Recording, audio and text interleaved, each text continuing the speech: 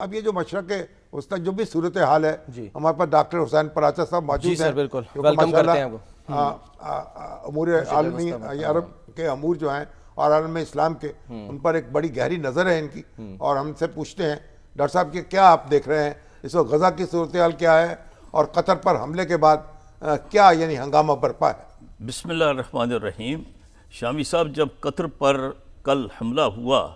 تو ساری دنیا حیران اور ششدر رہ گئی۔ اس کی وجہ اس سے پہلے جب ایران پر حملہ ہوا تھا تو وہ انتہائی افسوسناک تھا، لیکن بہرحال وہ ایک طرح سے ایکسپیکٹڈ تھا، متوقع تھا کہ کسی وقت بھی اسرائیل یہ کام کر سکتا ہے، مگر یہ قطر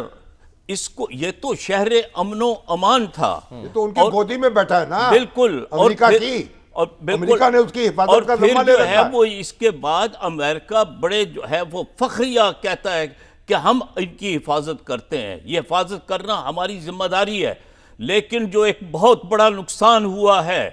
امریکہ کو نقصان ہوا ہے، وہ اس کا کریڈیبلٹی ڈیفیسٹ ہے۔ اب اس کے بعد یہ کہ اور پھر جو وہ کیرولین لیوٹ جو وہاں کی وائٹ ہاؤس کی وہ ترجمان ہے، اس نے حیران کن بیان دیا ہے۔ اس نے کہا جی کہ ہم نے تو قطر کو خبردار کر دیا تھا اور ہمیں اطلاع اپنی فوج سے ملی تھی۔ اس پر صحافیوں نے پوچھا کہ ذرا اس کی وضاحت کرے کہ فوج سے آپ کو کیسے اطلاع ملی؟ اطلاع تو آپ سے فوج کو ملنی چاہیے تھی۔ تو اس پر کہا گیا، اس نے جو ہے وہ آگے وضاحت دینے سے انکار کر دیا،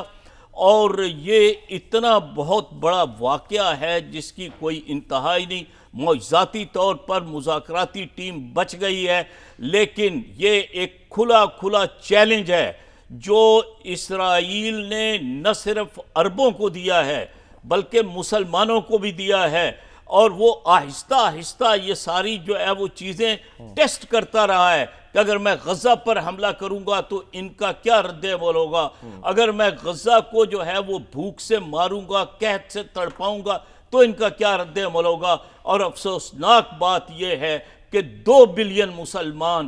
2 ملین اہل غزہ کو نہیں بچا سکے۔ 2 ارب ڈاکٹر صاحب بات یہ ہے کہ ٹھیک ہے، اس کے لیے تو پھر آپ کو دل جو ہے بڑا کرنا پڑے گا، اور ایک پورا عالم اسلام جو ہے اس کو متحد ہونا ہوگا، اور پاکستان کے ساتھ جڑنا ہوگا، اور ترکی جو ہے اس کو بھی جڑنا ہوگا، تاکہ ہم دفاعی معاہدہ کریں آپس میں اور ایک دوسرے کے ساتھ جڑ جائیں۔ سر یہ بتائیں کہ عرب لیگ اور او آئی سی کا تو خیر آ گیا رد عمل، عرب لیگ، جی سی سی، یہ کیا کر سکتے ہیں اکٹھے ہو گئے، جیسے شامی صاحب جو کہہ رہے ہیں؟ دیکھیے نا جی، سب سے بڑی بات یہ ہے کہ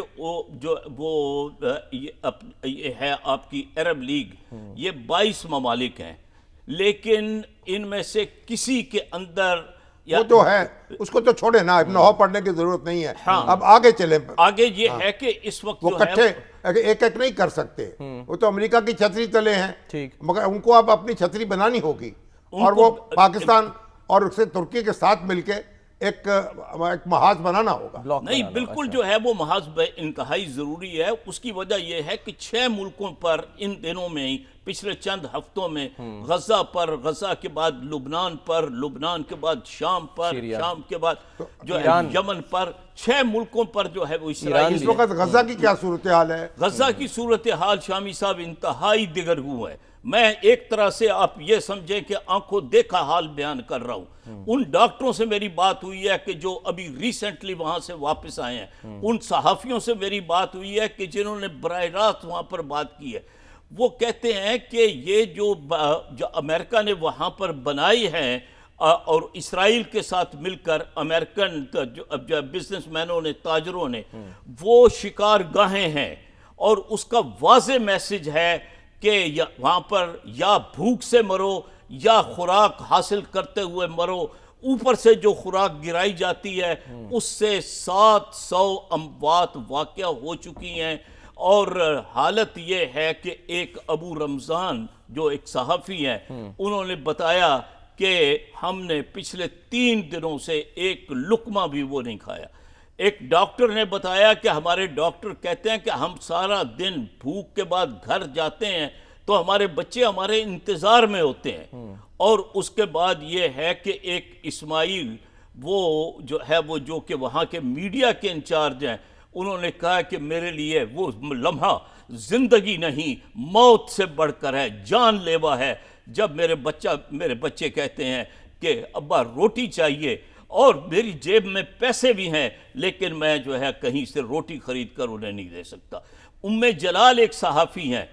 جلال کہتی ہیں کہ میں نے 2 دن خوراک کا انتظار کیا اور اس کے بعد میرے پاس جو ڈالر تھے وہ میں لے کر نکلی، بمشکل 1 کلو آٹا جو ہے وہ مجھے ملا۔ تو کسی کو روٹی جو ہے 3 دنوں کے بعد ملتی ہے، کسی کو نہیں۔ جینوسائیڈ راجہ صاحب سر وقت کم ہے، میں معذرت، بہت شکریہ سر، آپ نے تفصیل جو ہے وہ بیان اب تو